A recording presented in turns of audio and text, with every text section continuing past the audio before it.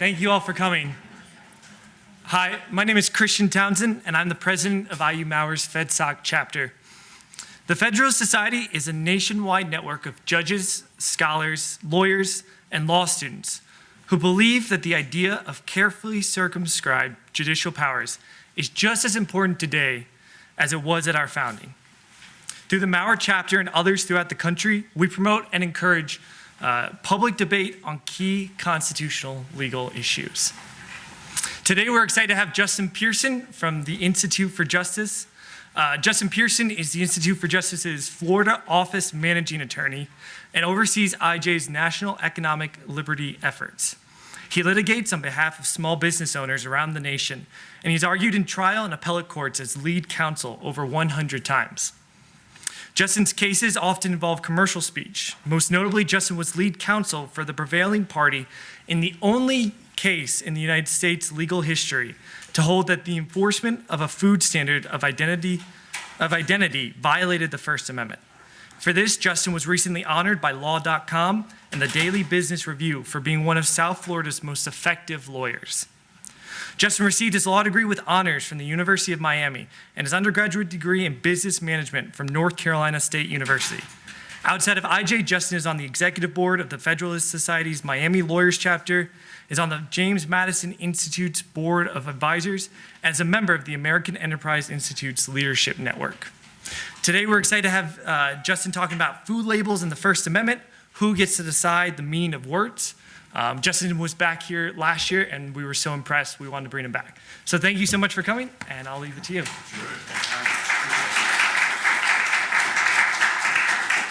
Thank you, and thanks for that introduction. That was great. I have one of the greatest jobs in the world. I wake up every day, and I sue the government. It's a lot of fun. I highly recommend it. Yeah, you laugh, but it really is fun. I am a constitutional lawyer for a national libertarian public interest law firm. What that basically means is I don't sue for money, and I don't charge my clients anything. All of my salary, our overhead, our fees are all paid for by our donors. Instead, I go around the nation representing small business owners in challenges in court to get judges to throw out unconstitutional laws. It's something I love doing. The whole reason I went to law school was because I wanted to help out small business owners like my mom, who's a small business owner in South Florida. I actually had my own law firm in Fort Lauderdale representing small business owners, and I had that for 7 years and still would have it today, but I saw firsthand all of the abuses happening, oftentimes involving commercial speech like sign codes, that were hurting my clients, and my small business owner clients couldn't afford to pay me to file some big constitutional challenge. So I started doing pro bono work. To make a long story short, eventually, about 6 years ago, IJ asked me if I'd be willing to work full-time on a salary doing the work that I happily did as pro bono work in the past, which is a great deal if you can get it. And so that's what I do now. I literally get paid to do the stuff that I used to do for fun. IJ is an incredible organization. We are the nation's largest libertarian public interest law firm. We have over 100 employees, over 40 attorneys, 7 offices spread out around the nation. I run the office in Miami, but we all work together and I litigate from coast to coast. One of the reasons why IJ has grown so large is because it has been extremely successful over the years. IJ wins about 70% of its cases. IJ has been lead attorney or lead counsel in 5 US Supreme Court cases, and IJ won 4 of those. In fact, in about 6 weeks, IJ will be arguing its 6th US Supreme Court case, and that's the civil forfeiture case, Timms versus Indiana. I'm not the one who will be arguing that. That's my colleague, Wesley Hata, who is locked up in a room preparing right now. So I'm here to talk about commercial speech. And commercial speech is a really interesting topic, and especially the subject we'll be talking about today, which has to do with food labels and what happens when the government decides that a food needs to be called something different than what the dictionary says it should be called. This is actually an issue. It's an issue that receives attention in the media from time to time, but it's about to receive a bunch more. And the reason is because of the standard of identity for milk. So basically, the definition of each type of food is called a standard of identity, and by that I mean the government definition, not the dictionary definition. The FDA has defined milk as something that comes from a cow.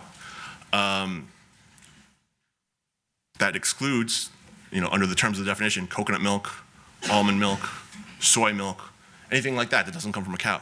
And so for decades, the agricultural industry has been asking the FDA to start enforcing this ban that's found in the regulations that says coconut milk can't be called coconut milk, almond milk can't be called almond milk, and so on. And for decades, the FDA has said, no, that's stupid, we're not gonna do that. No one who buys coconut milk thinks it comes from a cow.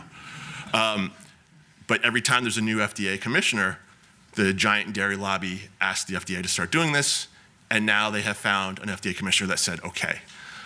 Basically, the current FDA commissioner, Scott Gottlieb, he has agreed with them that calling coconut milk violates the federal standard of identity for milk. And he did recognize, those of you who have taken admin law, you probably realize that when an administrative agency interprets a regulation or chooses whether to enforce or not enforce a regulation in a certain way for a long period of time, they can't just change that approach overnight. And so Commissioner Gottlieb is going through what's called notice and consent and the comment period.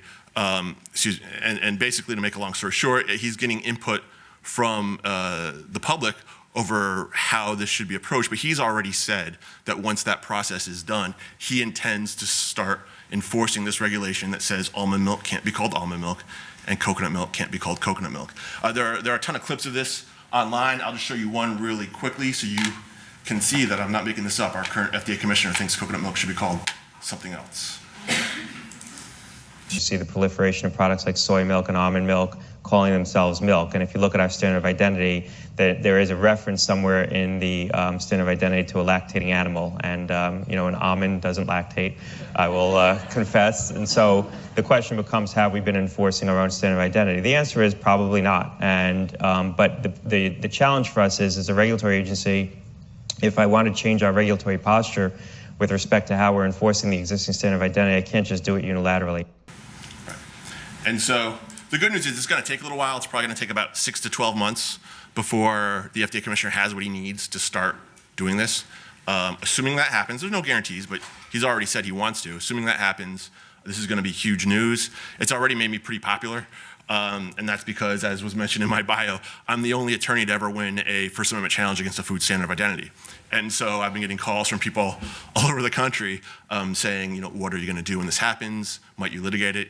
We'll see. But what I'd like to do today is kind of go through the lessons I learned from that case and talk about, commercial speech law and how it applies to food labels and the different issues that I encountered in my litigation to show how that might affect the outcome of the probably inevitable litigation involving this issue.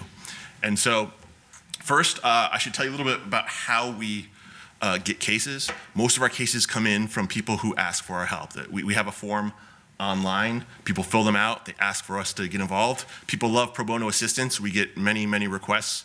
We pick the ones that will have the biggest impact for everyone. About 4 years ago, a form came in from a little farmer in the Florida Panhandle named Mary Lou Wesselhoft. She had been fighting with the government on her own about this issue for 2 years. She went to every attorney in her area, and they all said she couldn't win. And so she was turning to us, and here was her issue. Mary Lou owns a small, all-natural dairy farm in the Florida Panhandle where she refuses to add any additives to any of her dairy products. She pasteurizes the milk, but that just means she heats it up. She refuses to add any ingredients. And so what happens is people who want that, customers, they travel way out of their way to go buy all-natural, additive-free dairy products from Mary Lou instead of their local grocery store. The state of Florida admitted that no one had ever been confused by this, no one had ever been harmed or deceived in any way. But the state of Florida went to Mary Lou one day and said, we have a problem. You have to stop calling your skim milk skim milk. And the reason why is because the state of Florida had defined the product skim milk as having 3 ingredients. The first ingredient was skim milk. The other 2 ingredients, I know that should tell you all you need to know right there, but the other 2 ingredients were vitamin A and D additives. If you sold skim milk without the additives, it was safe to drink and legal to sell. You just couldn't call it skim milk. You had to call it imitation skim milk. Mary Lou objected to this, as you might imagine, especially for someone who prides herself on an all-natural food philosophy and whose clients go out of their way to get additive-free food. There's nothing worse in terms of how to label this pure product than to call it imitation. But again, under the precedent, people told her she couldn't win. And so I saw this form. I said, "There's got to be a way. Like this is ridiculous. There's no way that this doesn't violate the First Amendment." And I'd done a bunch of litigation in the commercial speech area, but never with food labels, mostly with like sign codes and things. And so I decided to look into it. It just felt so bad for Mary Lou. Mary Lou was literally pouring skim milk down the drain rather than sell this legal product with this crazy label. She was still selling cream, which meant she still had skim milk left over, but now she was tossing it out instead of selling it to people. And so I felt really bad for her, so I decided to do a deep dive into the topic and see what was going on. And what I saw was that, yeah, every time someone had challenged a food standard of identity, they had lost. But all those challenges happened in the 1930s, 1940s, and 1950s. And that matters. That matters a lot when you're talking about commercial speech litigation. And so first, I think I need to explain quickly what the difference is between speech and commercial speech. Does anyone here know the difference between speech and commercial speech? Does anyone know what makes speech commercial speech? So basically, commercial speech is something, no one, and that's fine. So basically, commercial speech is something that proposes a transaction or gives customers information to use in deciding whether to buy a product. So is speech that you're selling, like a book or a newspaper, that's speech, censorship receives strict scrutiny. But an advertisement to sell that speech, that's commercial speech, which is kind of a second-class citizen when it comes to speech. An easy example is if you have a bookstore, the books themselves are speech, and if the government tries to censor them, you'll be protected by strict scrutiny. But the sign in the window saying all books half off, that's commercial speech, all right? And commercial speech includes food labels. And the dates of these cases that, in my opinion, went the wrong way mattered because of the way the Supreme Court's treatment of commercial speech has changed over the years. Without going too far off on a tangent, many of you probably know about the big fight between the Supreme Court and FDR in the 1930s. You could spend a whole semester learning about whether the Supreme Court changed because of his threats or because of the election of 1936 or some other reason. But to make a long story short, what happened was the Supreme Court started shredding big parts of the Constitution in order to start upholding FDR's agenda that they had previously ruled unconstitutional. This was a problem because there were parts of the Constitution that the Supreme Court justices still liked. And the way they resolved this problem was in the infamous footnote 4 in Caroline Products, where the Supreme Court said that the parts of the Constitution we still like will receive meaningful review under strict scrutiny. The other parts that we don't care about will receive the rational basis test. Now, speech was one of the parts that the Supreme Court still cared about, so that was great, except not all speech. The Supreme Court said that commercial speech wasn't really speech, it was really economic conduct, and so it would receive the rational basis test. And that was the test that applied to the challenges and to that bad precedent, from almost a century ago. And so I realized that that wasn't the test we have today. And the reason that's not the test we have today is because of something that happened in the 1970s. There was a case, well, there are a few cases, but the most important one was a case called Virginia Board of Pharmacy, and it was brought by consumers who wanted more information. And so it actually reminds me of one of my favorite quotes. There's a Frederick Douglass quote.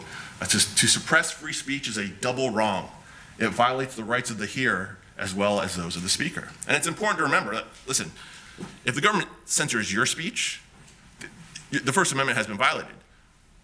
But listeners have rights too, and if the government is interfering in your ability as a listener to access information that other people voluntarily want to give you, that's also a First Amendment violation.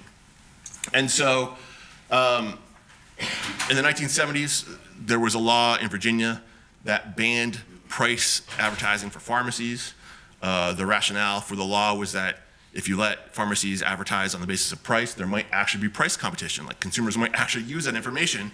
So a group of consumers filed a First Amendment challenge saying, we'd really like to use that information. We want there to be price competition. Please stop banning pharmacies from giving us this price information.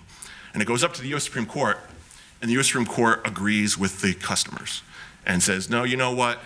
Actually, commercial speech gets some level of meaningful review. It doesn't get the rational basis test. It's not gonna get strict scrutiny, but it gets something where the government actually has the burden. In 1980, that burden became what's known as the Central Hudson test, which is an intermediate scrutiny test for commercial speech.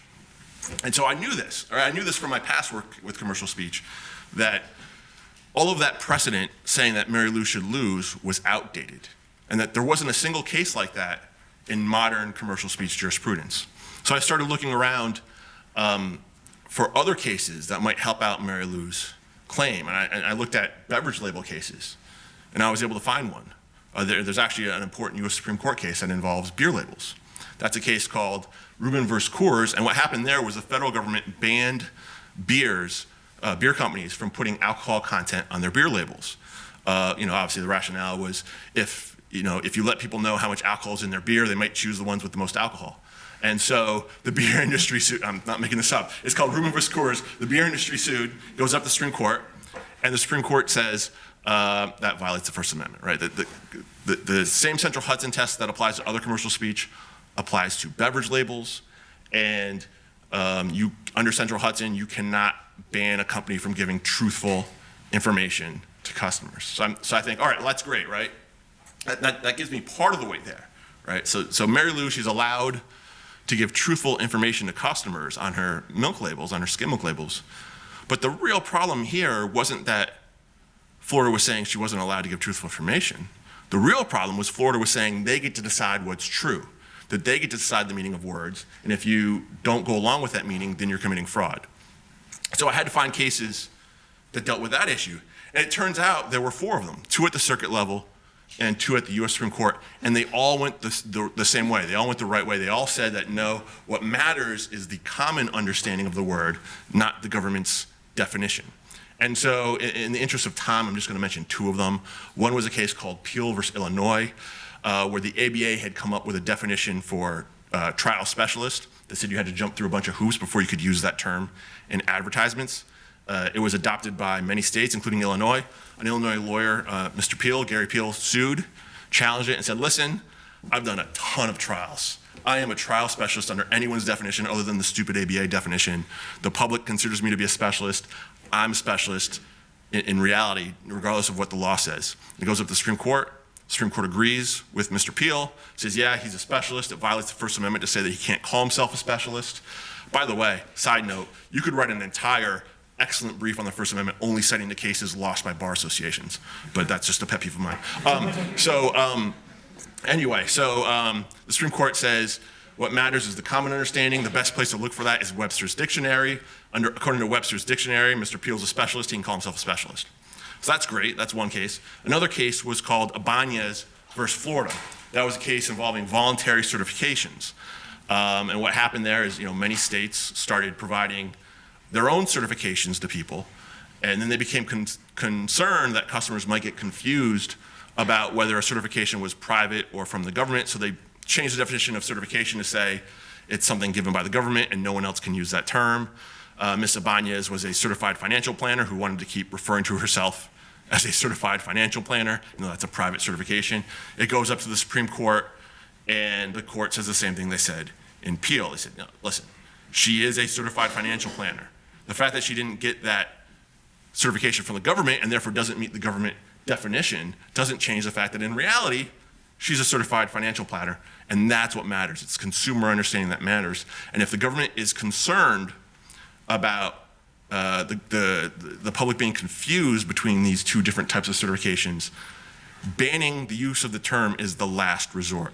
There are always better ways to approach that issue, like, for example, having a disclaimer saying this didn't come from the state, or, and even that might be more than the First Amendment allows. I mean, the Supreme Court, and this was written by Ruth Bader Ginsburg, said, listen, all the government can really do is ban Ms. Ibanez from saying that she has a government certification.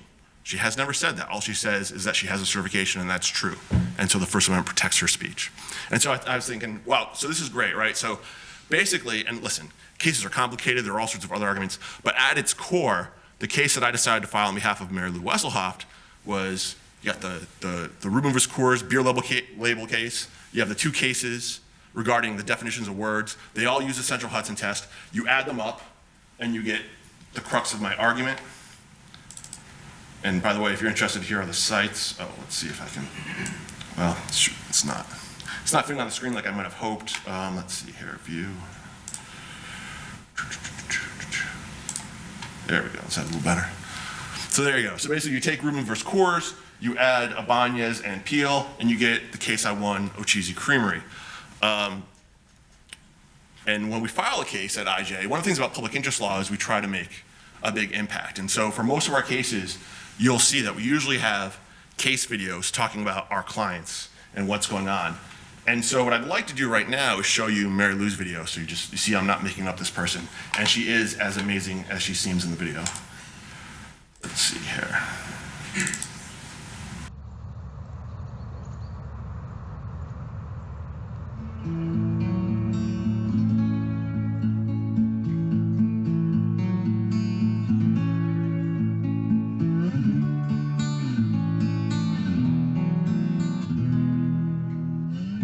My name is Mary Lou Wesselhoft, and my husband and I own O'Cheesy Creamery in Calhoun County, Florida. We opened the creamery so that we could bottle our own milk. And the thing that's different about our creamery is that it's pasteurized, not homogenized, and it's in the glass bottles, and it's all natural. We make the skim milk by putting the milk through a separator, and the cream goes to one side and the skim milk goes to the other side. And then the skim milk is cooled down and put in glass bottles. When we sold skim milk, we had no complaints from any of our customers. They were all very happy to have our skim milk. They said it was the best skim milk they'd ever had. It was never confusing to them at all. We stopped selling skim milk because during a routine inspection, our inspector told us that because we weren't putting the vitamin A in our skim milk, we could no longer sell it. Later, we found out we could sell our skim milk if we would call it imitation, but because we didn't want to lie to our customers, we chose not to do that. If we would have ignored what the Department of Ag told us to do, they could have come and pulled our permit and shut us down completely, and we could not have sold any of our products anywhere. We don't want to use the label that the government is forcing us to use because it is very confusing to our customers. It's dishonest. It's calling our skim milk something other than skim milk, and it is truly the best skim milk there is. It's important for us to be able to sell skim milk because without that right to do that, we're in limbo. And every day we can't sell skim milk, it hurts our livelihood, we lose customers, and we cannot continue on. I mean, it hurts us in a big way. We decided to file this lawsuit because if we don't stand up for what's right, the government will continue to take away our freedoms and our rights, and they will continue to do this to other people, and someone has to stand up. We should win this case because we want to tell the truth. Skim milk is skim milk, and the government shouldn't be allowed to make us mislead our customers. My client, Mary Lou. Like I said, we went to, wrong one. We went to court, and I basically made the argument that this is a simplified version of, and we lost at the district court. The judge, we had a smart judge, he understood the argument. He was freaked out by the ramifications, and I was unable to put his mind at ease. So about 9 months after our argument, we get an order ruling for the government. It's okay, that's why God created courts of appeal. So we appealed to the 11th Circuit. I had the honor of arguing there again, and that time we won 3-0. It was a 3-judge panel. They were unanimous, and they basically said everything I wanted them to say, that they are not bound by Florida's definition. What matters is the common definition. Typically the best place to look for that is the dictionary. They also addressed some other issues that could come up in the coconut milk issue that I mentioned earlier, where in my case in Florida at the 11th Circuit, the government argued that, well, listen, all right, even if customers understand that milk with the cream skimmed off is skim milk, they might be confused about the fact that this skim milk, that Mary Lou skim milk, doesn't have the same stuff as other skim milk that where the additives have been injected. And the 11th Circuit rejected that argument as well. And this goes back to the cases, Peel and Ibanez. And so the 11th Circuit said, listen, if you're worried about that type of confusion, censorship has to be the last resort. So if you're really worried that people won't know that she has vitamin A or vitamin D injected into her skim milk, just have her say there is no vitamin A or vitamin D injected in this skim milk. The solution is not to ban her from truthfully calling skim milk skim milk. And so we won that case at the 11th Circuit. That was spring of 2017. The state of Florida decided not to file a cert petition. And it was great. Mary Lou is selling skim milk again right now, and it has been ever since we won. There was also a ton of publicity. The stories about the win, ran in every major newspaper in the country, a bunch of industry publications, things like that. And what that attention resulted in was a bunch of calls to me from farmers all over the country saying the same thing that happened to Mary Lou happened to them. And that's because, in all fairness to Florida, and Florida does many things wrong, but in all fairness to Florida, if I may insult my own state, all they did is they copied the federal regulations. So the way the regulations are set up is the standards of identity at the federal level only apply to sales made across state lines. The sales that don't cross state lines are governed at the state level, but most states just copy and paste the federal regulations. And that's all Florida had done, and that's what most states do. So I started getting all these calls from people saying, yeah, the FDA, the US FDA won't let me do the thing that the court just said Mary Lou can do. Or my home state, from whichever state the caller was from, won't let me do what Mary Lou now can do. And so, internally at IJ, we realized we need to bring more of these cases. And we're very strategic about how we view this stuff. You have to be careful to not create bad precedent. You have to be careful to kind of move gradually with these building blocks. If you do something that's too abrupt, it doesn't go well. For the law to be enforceable, it has to be predictable. And so the Supreme Court and even lower courts, they don't like it when there are abrupt changes in precedent. They'd much rather chip away at something gradually over time or build on something gradually over time.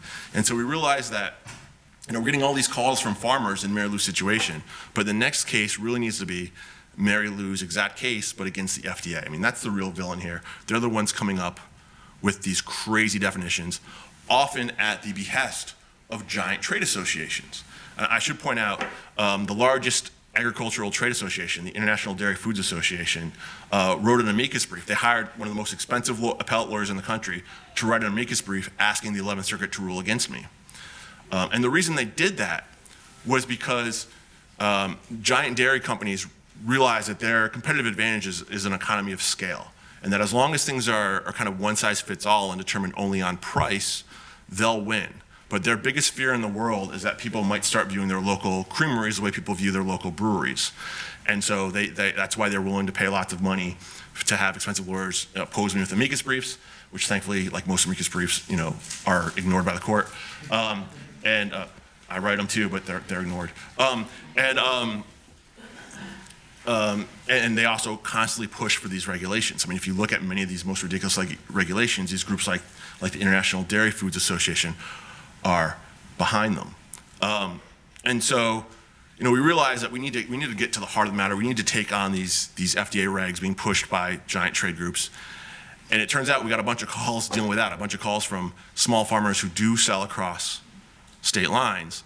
One of them was someone we had actually represented before, a guy named Randy Sowers, who IJ had represented in a civil forfeiture case where Randy has never been arrested in his life, government took his money, we helped him get it back. So he sees all the media publicity about Mary Lou's case and about our win at the 11th Circuit, and he calls up the IJ lawyer who helped him get his money back and says, hey, just so you know, the exact same thing happened to me. You think this Justin Pearson guy would be willing to represent me? And so, my friend Rob, his lawyer, puts him in touch with me. And to make a long story short, it ended up being the perfect case because not only does Randy sell across state lines, he's a relatively small farmer, just sells in a few states, but he does sell across state lines. But one of the states he sells into is Pennsylvania.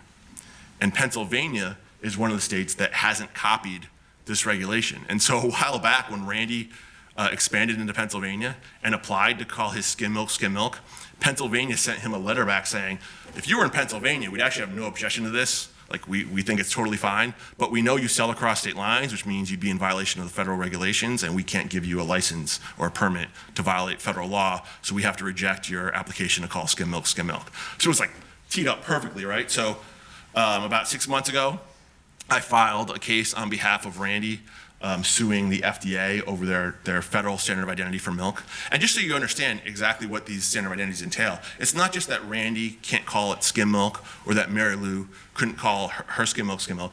They can't use any phrase that includes the word milk other than the disclaimer mandated by the government. So Mary Lou was not allowed to call her Skim Milk anything other than the disclaimer created by the government to warn people that it wasn't really skim milk. So at the beginning, it was imitation skim milk. By the time we went up on appeal, it was imitation milk product. That was the required disclaimer. And it's the same thing with Randy. He can't call pure skim milk anything other than imitation skim milk or imitation milk product. Or imitation milk, I think, is also an option. And so we filed that case about 6 months ago. There's a video.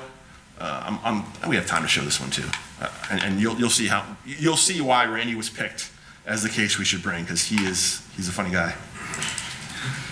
Milk. You put it in your cereal. You dip your cookies in it. You drink it for the calcium.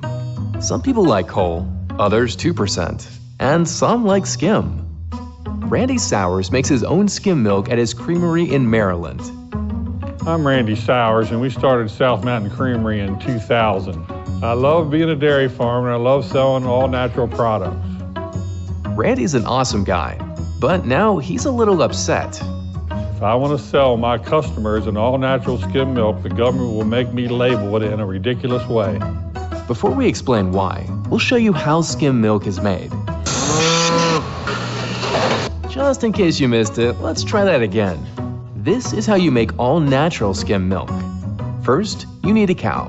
After milking it, you have to pasteurize the milk, skim the milk, add artificial vitamins, and finally bottle it.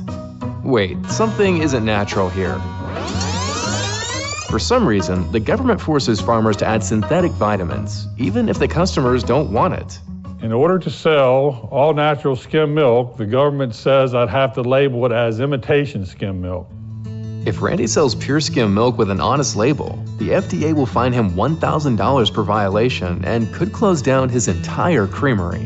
Now, Randy has teamed up with the Institute for Justice to file a First Amendment lawsuit against the FDA. Randy is not suing for money. All he wants is to be allowed to tell the truth.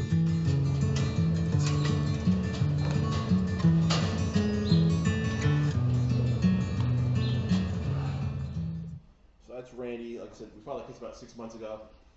It's slow going though because the FDA is a defendant. Anytime you sue the federal government, the cases take longer because the federal rules are written in a way to give all sorts of advantages to the federal government, even compared to state and local governments. They get longer to respond to the lawsuit, and it's a slower process. So it's very early on in the case, but eventually we hope to get a ruling saying that the Ocheezy Creamery precedent applies and that it should, the same reasoning applies to the federal government. And that would be huge. It was great to win Mary Lou's case, but to actually get a win against the FDA on this issue, I think would open up a lot of doors for additional important information. I should point out that there is already, additional important litigation. I should point out there's already other litigation in addition to mine.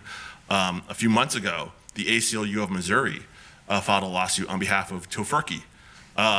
And it wasn't that Tofurkey wants to call itself meat, but the way these regulations work is you're not even allowed to use these terms on your label as a descriptor. So you can't say, hey, this is, an alternative to meat or something like that. You're banned from these terms, from using these terms. And so the ACLU filed a similar lawsuit. There are other ones in the works. I get a ton of calls from people about this issue. And like I said, that's only going to increase with what the FDA is planning to do regarding almond milk and coconut milk and other non-dairy milks. And so it's going to be interesting. You guys are a little bit ahead of the curve now because you're hearing about this now. In about 12 months, when the FDA tries to ban coconut milk from being called coconut milk, you'll already be kind of a leg up on your peers, that you'll understand the issue. But that day is coming. Maybe I'll get to be the litigator. We'll see. Maybe it'll be someone else.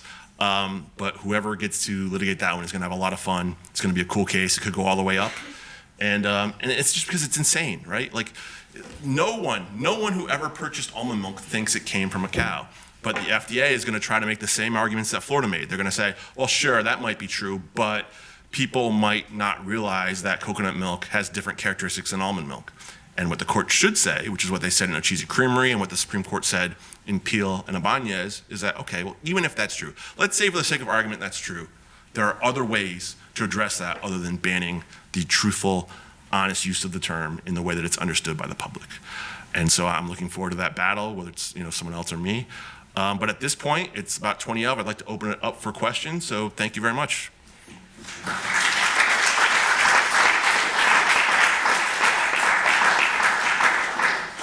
We have two people running microphones up and down the aisles. If you'll wait for them, we are recording it, so it needs to be on the microphone over here. We can start down front.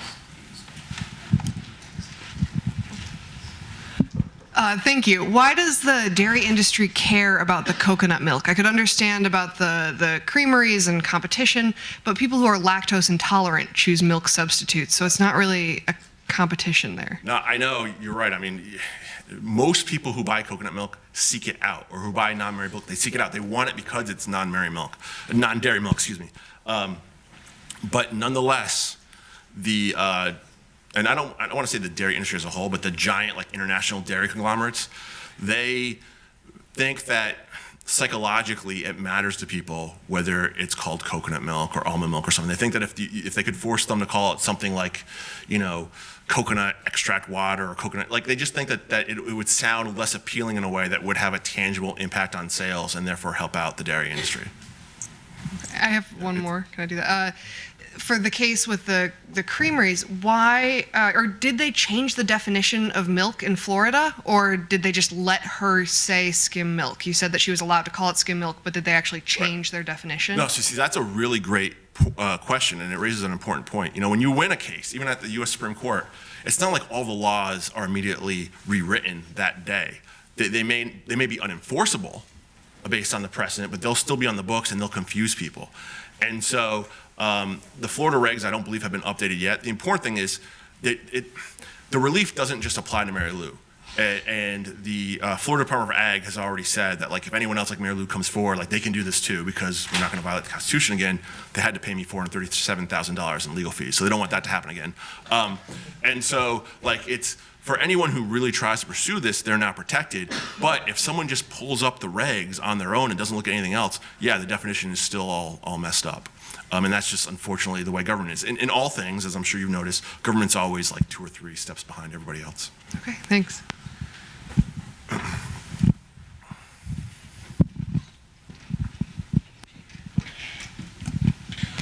Hi, so, oh wow, this is loud. You said that, I can't remember exactly what it was, but like imitation skim milk, would that be what they would have to call coconut milk and almond milk, like imitation milk based on almond products, or like what would? It's possible that they would have to call it imitation milk.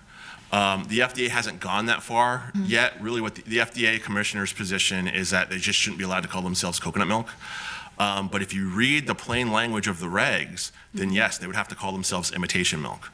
But I think that when the FDA ultimately changes its enforcement policy, I don't think it's going to go that far. Hopefully, I mean, even what they're doing already, or what they're talking about doing already, is pretty nuts. But that's just an additional step that I think it will be a bridge too far, even for them. So what do you think they will make it be called? Well, that's one of the things that the FDA has asked for input. Like, if you go online, you guys, anyone here could actually submit a comment to the FDA. The FDA has asked for public comment regarding this issue and what coconut milk and almond milk should be called. I think they should be called coconut milk and almond milk. Same.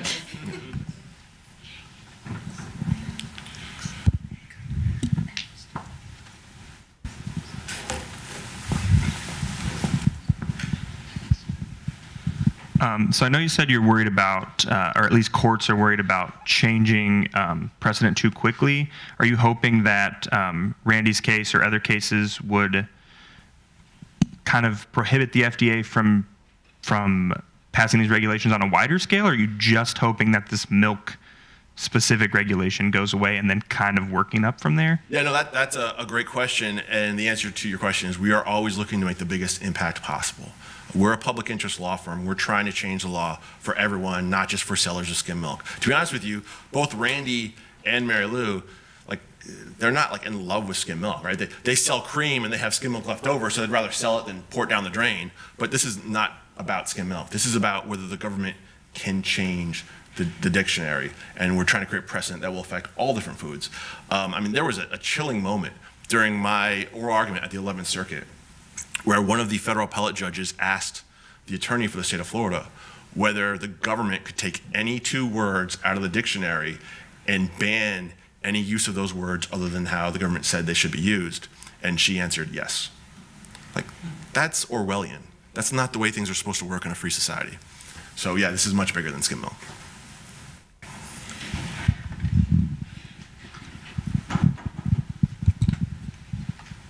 Oh yeah, so I'm wondering what the scary implications that the district court judge in the Mary Lou case was concerned about. Yeah, he asked me if ruling in my favor would lead to a rickets pandemic. And so it's just, he was just freaked out. And really, I'm not trying to make fun of him because he was a good judge and a smart judge.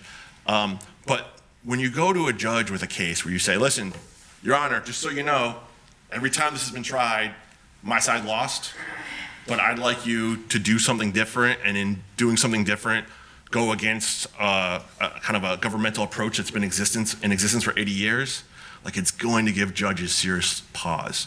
The good news is as you go up the different levels of appeal, judges become less uncomfortable with ruling things unconstitutional. And so it's really not a surprise that we lost at the district court level and then won unanimously on appeal. It's kind of just a different level of comfort with the problems, but I don't mean to criticize our district court judge. Like he correctly recognized that like this could have a huge impact, and he just wasn't willing to go there.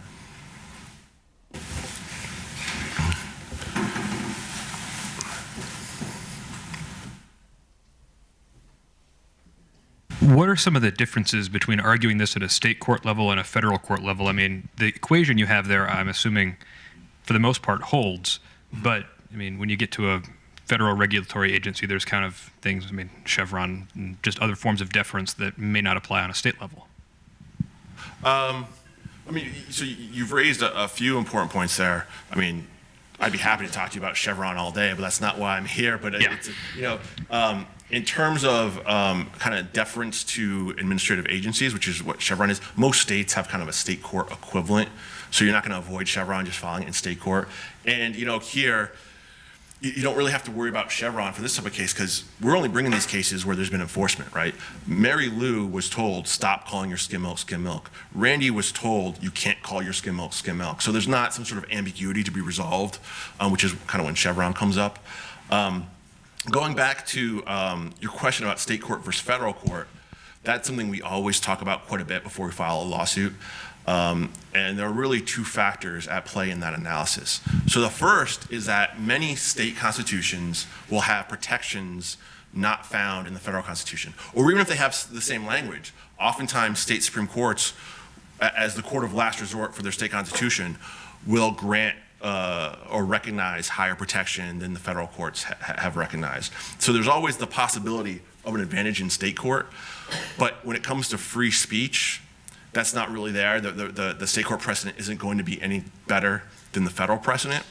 And in that situation where the precedent is the same, you're more likely in federal court to get a judge who's willing to rule something unconstitutional than you are if the judge has to be elected.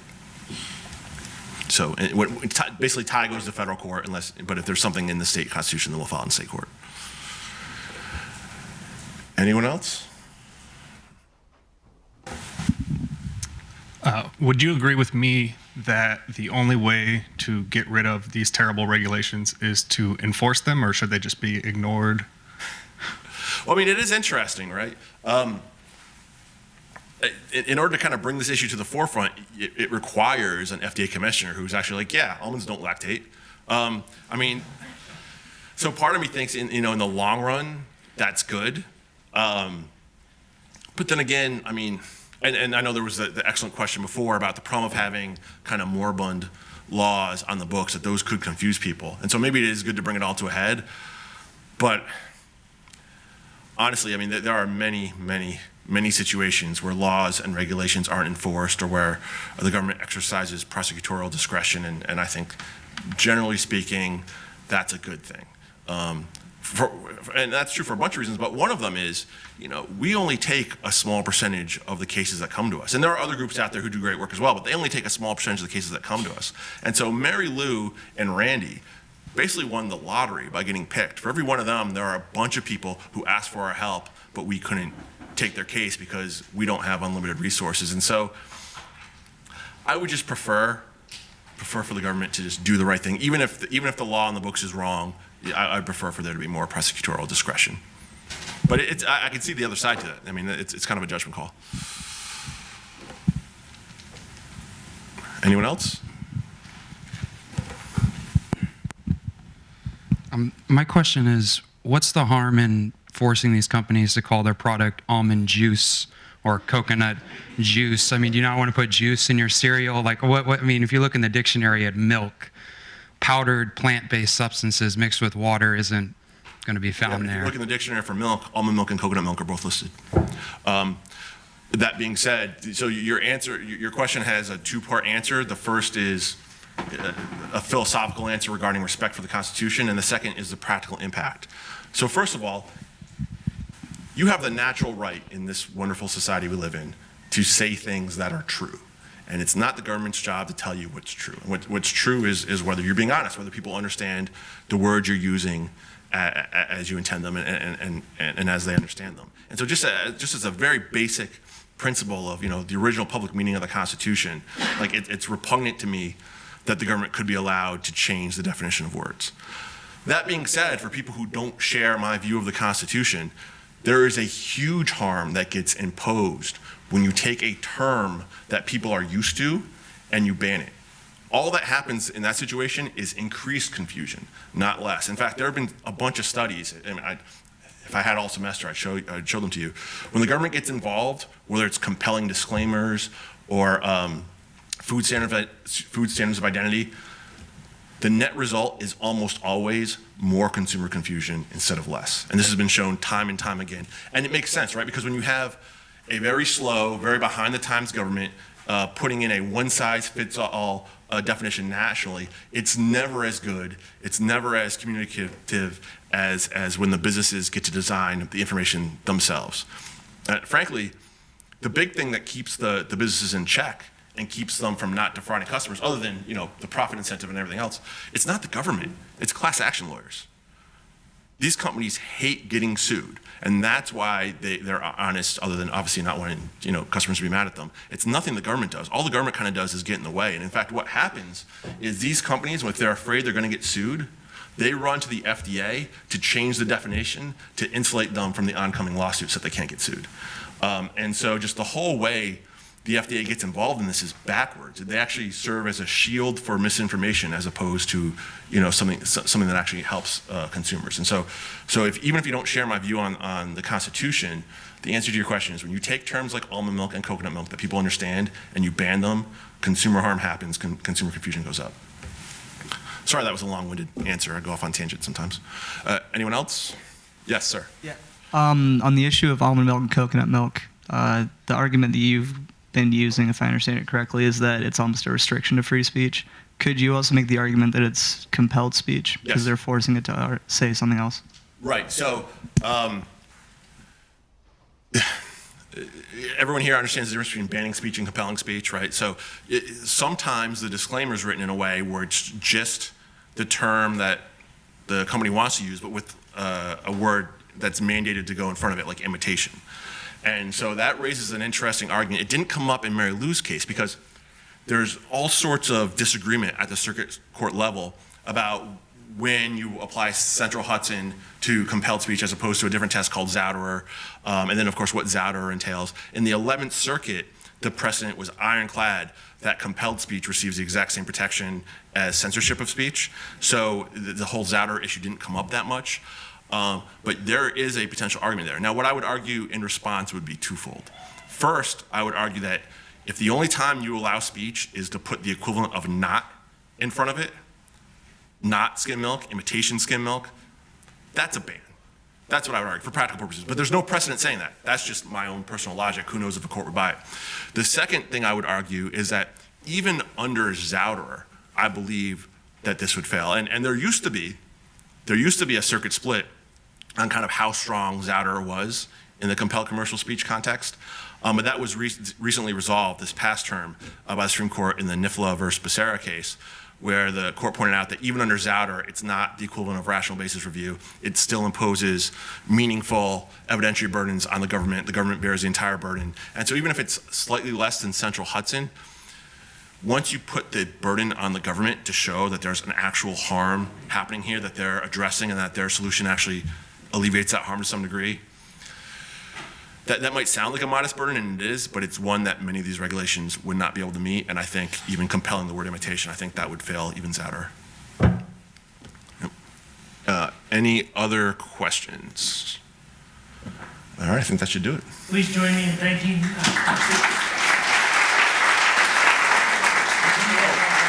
By the way,